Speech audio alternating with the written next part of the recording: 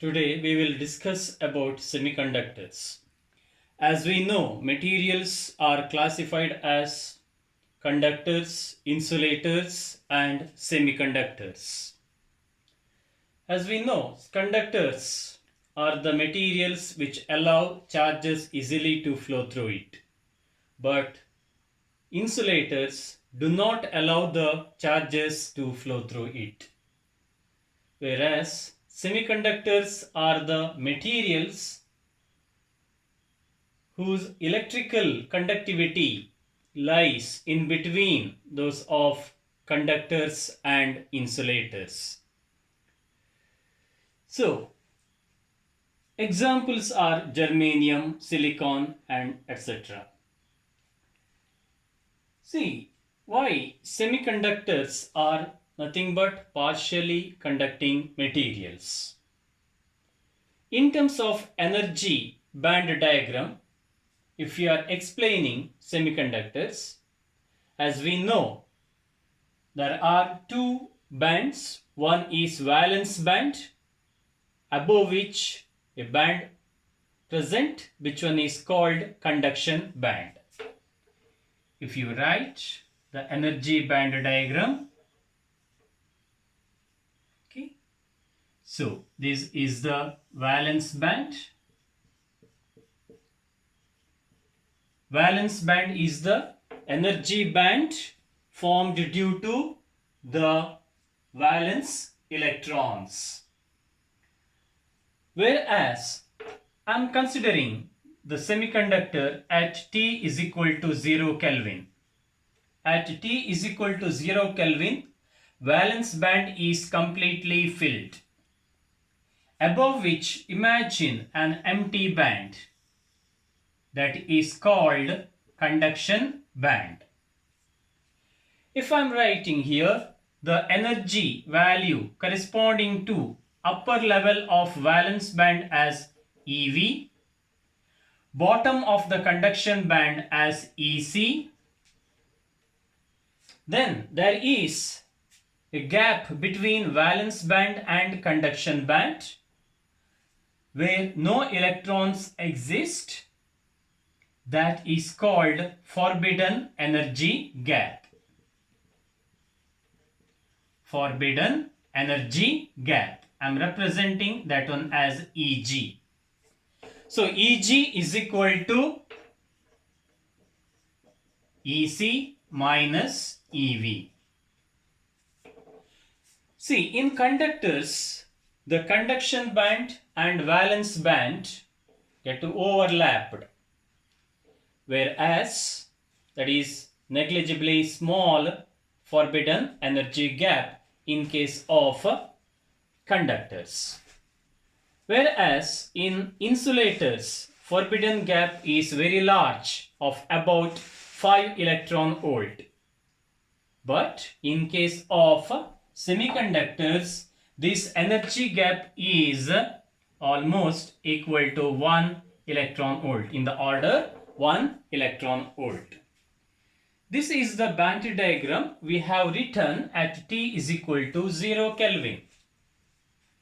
What happens if you increase the temperature of the semiconductor?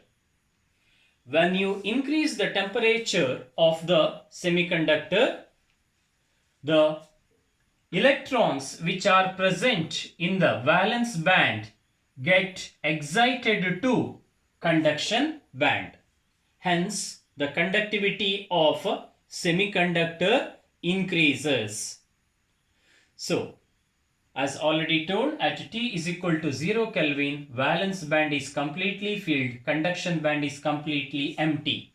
That means no electrical charges are available for the conduction. Hence, semiconductor behaves like a perfect insulator at T is equal to 0 Kelvin. It behaves like a perfect insulator. But as temperature increases, the conductivity of semiconductor increases. Now, these semiconductors are classified as intrinsic semiconductor,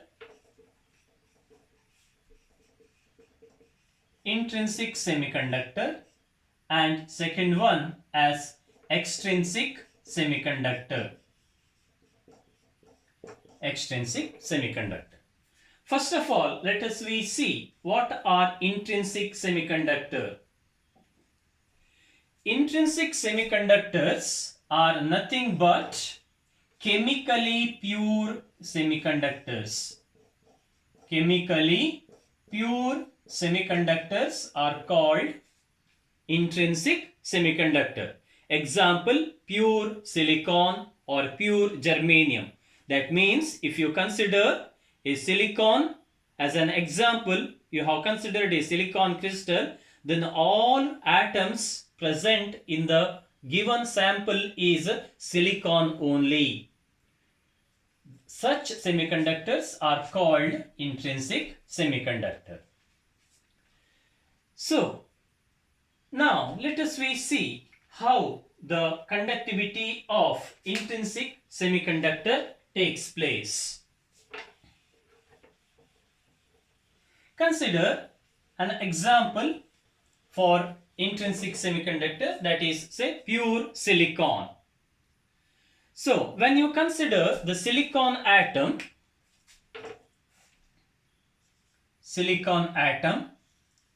in its outermost orbit, there are 4 electrons. That means there are 4 valence electrons. Therefore, silicon is a tetravalent. It is a tetravalent. Now, this is considering 2 silicon atom, 1 silicon atom. Now, if you bring n number of silicon atoms close together, what happens? See, this is another silicon atom. See, this is also tetravalent. Here, consider silicon atom. Tetravalent. So, you are bringing n number of silicon atoms.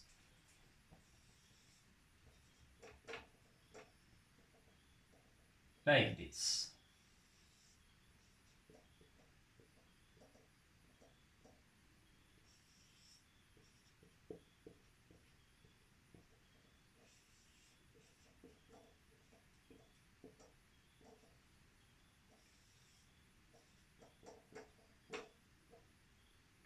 See, when large number of silicon atoms brought close together, in order to get the stability, a bond is formed by sharing its valence electron.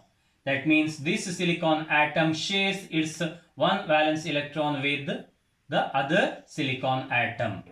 A bond formed due to the sharing of electron, that is called covalent bond. That means each atom forms 4 covalent bonds with the other 4 silicon atoms. Likewise, here. See, this is the situation I am drawing at temperature T is equal to 0 Kelvin.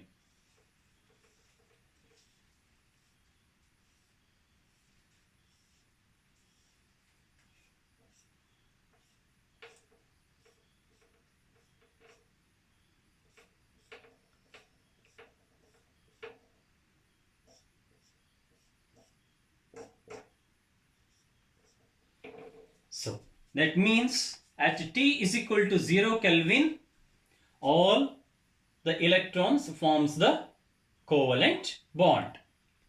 That means no electrons are available for the conduction. Hence, what happens? The silicon behaves like a perfect insulator. That means here all electrons are present in the valence band. That is in terms of energy band diagram.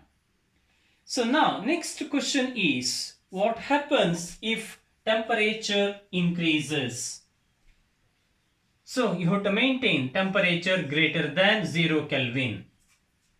As the temperature increases, these silicon atoms absorb the thermal energy, that means heat energy from the surrounding, and start to vibrate.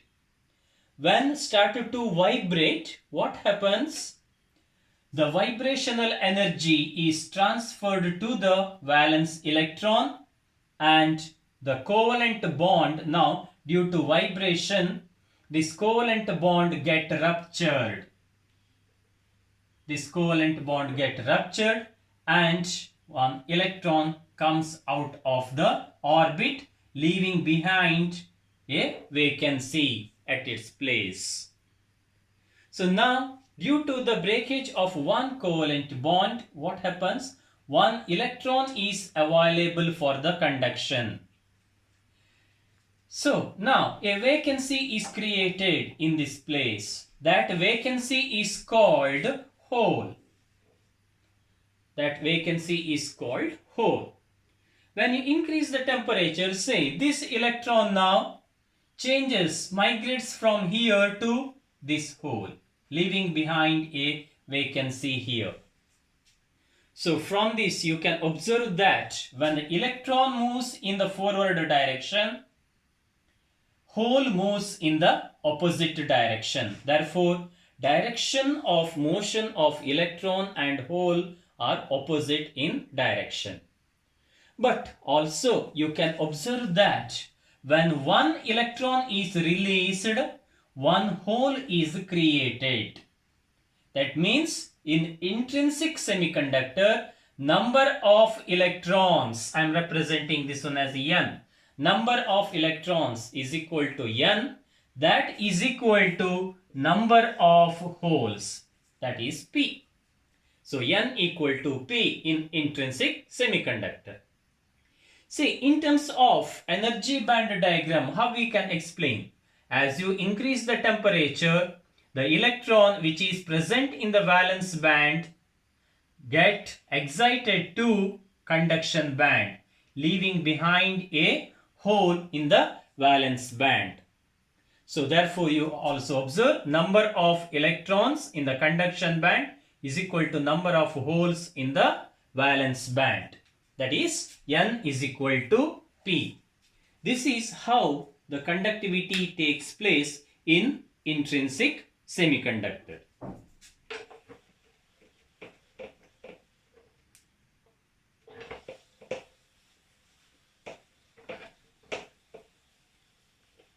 Now, next let us see what are extrinsic semiconductors. So, extrinsic semiconductors are impure semiconductors. They are nothing but impure semiconductors. Second one, extrinsic. Chemically impure semiconductors. That means for intrinsic semiconductors, we have to add impurity atom. So when impurities are added to intrinsic semiconductor, the resulting one is extrinsic semiconductor. That is nothing but extrinsic semiconductors. The process of adding the impurity to intrinsic semiconductor is called doping. The impurity you have added is called dopant. That is called dopant. So, based on the type of dopant, extrinsic semiconductors are further divided into two categories. That is, one is N-type semiconductor, second one is P-type semiconductor. N-type and P-type semiconductor. So now let us see what you mean by N-type semiconductor. See, what is N-type semiconductor? That one we have to see now.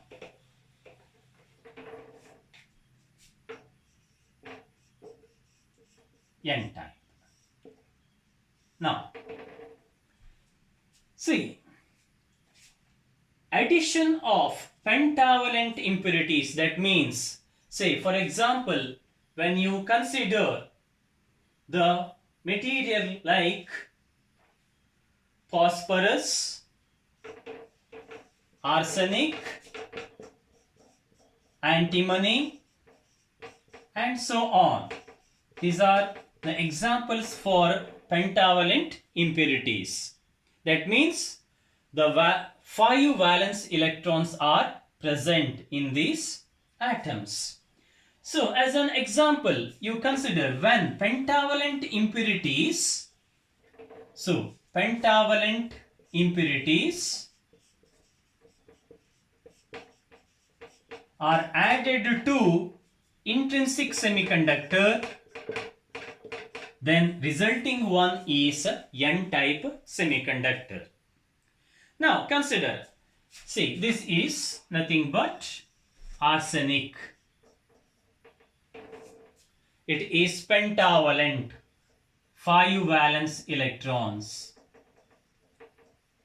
This is added to, say, germanium, pure germanium semiconductor, that is intrinsic semiconductor. So what happens? See, germanium is tetravalent. Germanium is tetravalent.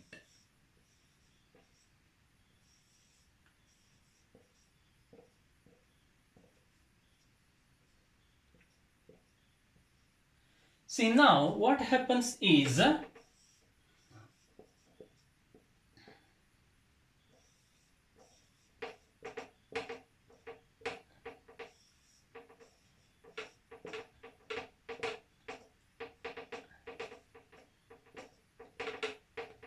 see, 4 of the arsenic, 4 of the valence electrons forms the covalent bond with the germanium atoms like this. So 4 electrons are shared by 4 this arsenic with germanium atoms like this. That means 5th electron is loosely bound to the nucleus because no pairing is observed here.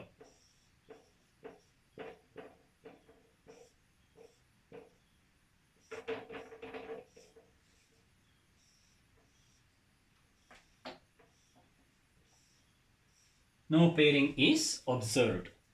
So at T is equal to 0 Kelvin, this is the structure. Therefore, no electrons are available for the conduction. So, but as you increase the temperature, this loosely bound electron, which is not formed any covalent bond with germanium atom, comes out of the orbit. It will come out and it is available for conduction. So now it comes out. As you increase the temperature, so again what happens? The covalent bond get ruptured and because of this electron comes out here, leaving behind a hole. So therefore here you can observe that when this happens, 2 electrons are available for conduction and 1 hole is available for conduction.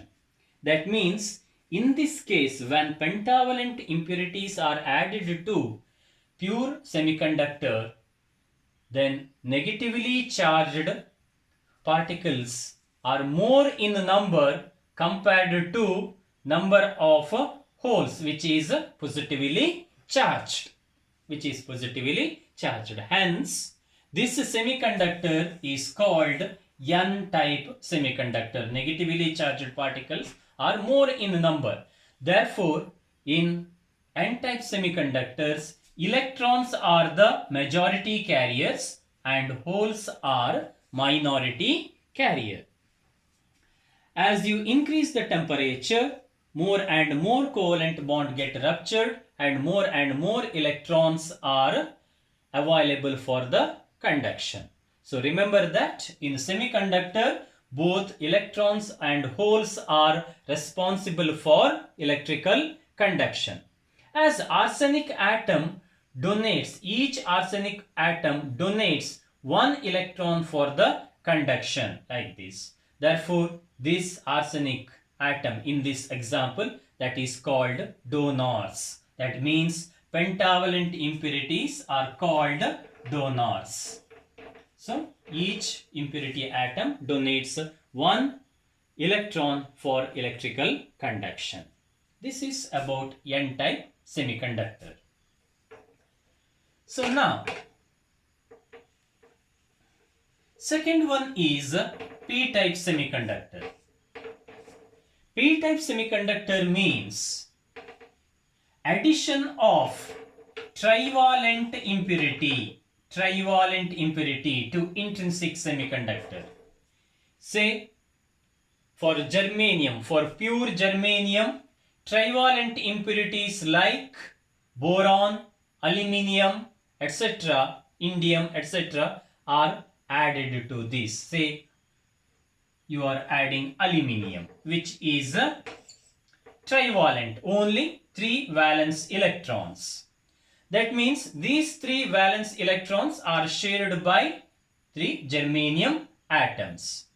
But for this germanium atom, we have lack of electron to form the covalent bond. That means here a hole is present. This is the situation we are getting at temperature T is equal to 0 Kelvin. So when you increase the temperature, what happens? Again, thermal energy is absorbed. Because of this, say this electron may get shifted to this hole, leaving behind a hole here. If you still increase the temperature, covalent bond get ruptured and this electron come out of the orbit. So leaving behind a hole here. Here you can observe now, there are 2 holes available for electrical conduction and 1 electron is available for electrical conduction.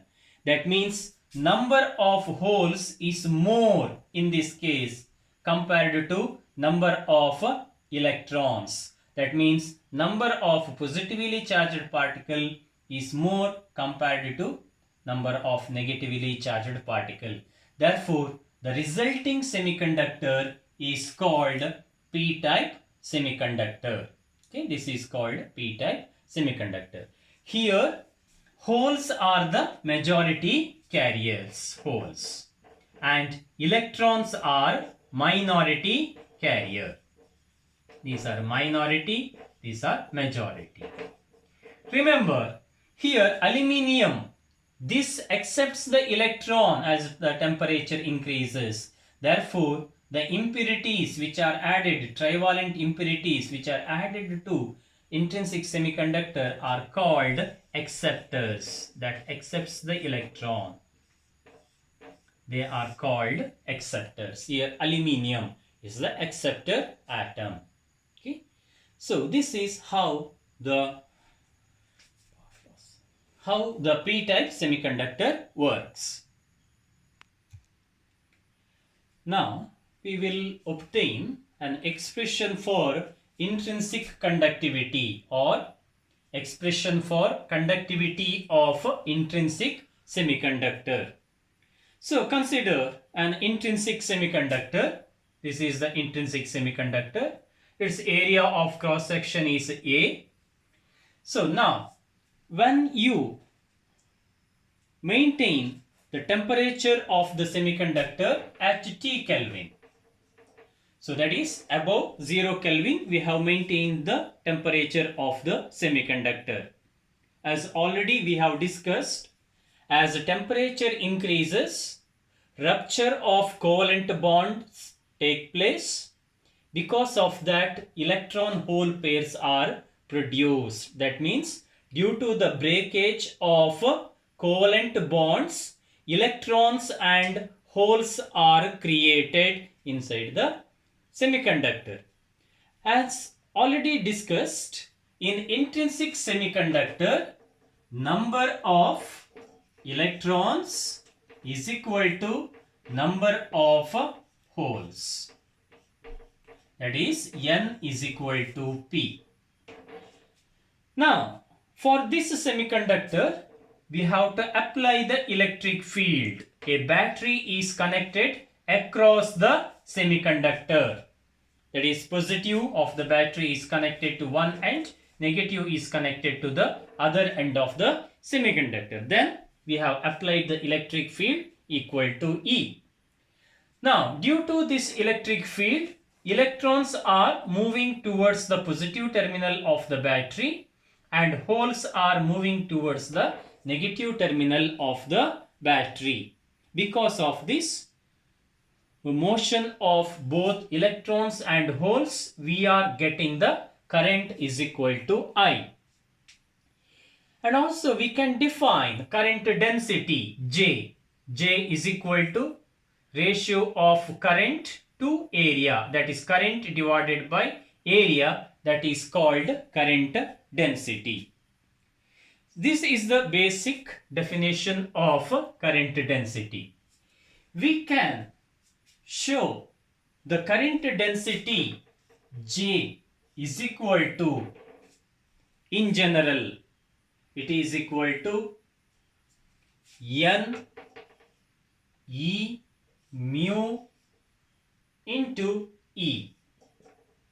Here N indicates the number of charge carriers present in the unit volume, that is concentration of charged particle. It may be either electrons or holes.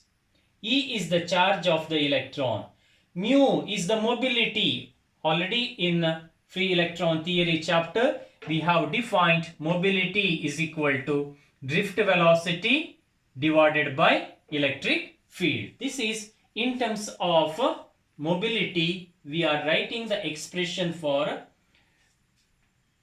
current density. Okay. Now, that means the current in the semiconductor is due to both electrons as well as holes.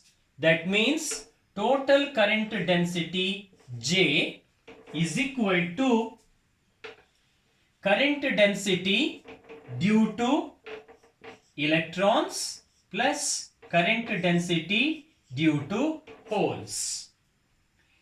J is equal to Je plus Jh. That means now I can write current density due to electrons is equal to, in terms of mobility, I am writing this one, N E mu E into E. N is the concentration of electrons, that is number of electrons present in the unit volume. E is the charge of the electron. Mu E is the mobility for electrons. E is the applied electric field. Similarly, current density due to holes is equal to P into E into mu H into E. So that means here P is the concentration of holes, that is number of holes present in the unit volume. Mu H is the mobility of hole. Okay. So now total current density J is equal to Je plus Jh. See, from Ohm's law we can write J is equal to sigma into E. So if you compare this, Je is equal to Ne mu E into E and J is equal to sigma E, you can get the information that conductivity due to electrons is equal to Ne mu E. Just see, in the place of sigma you have Ne mu E. Similarly, conductivity due to holes, I am writing sigma H. See, in the place of sigma you have P E mu H. This is the expression for conductivity due to holes. But our aim is to get the expression for conductivity of intrinsic semiconductor. So therefore, total current density J is equal to Je plus Jh. Substitute the value. Ne mu E into E plus Pe mu H into E. See, in this case, you considered that in intrinsic semiconductor, N is equal to P. Therefore, you can take N outside the bracket. That is, by considering that P is equal to N, then E can be taken outside.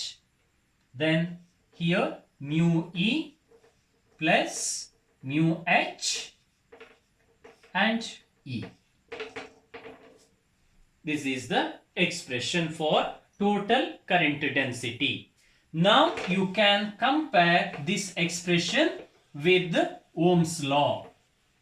That is, J is equal to sigma E. That means total conductivity is equal to N E into mu E plus mu H. So, this is nothing but the expression for total electrical conductivity of the intrinsic semiconductor.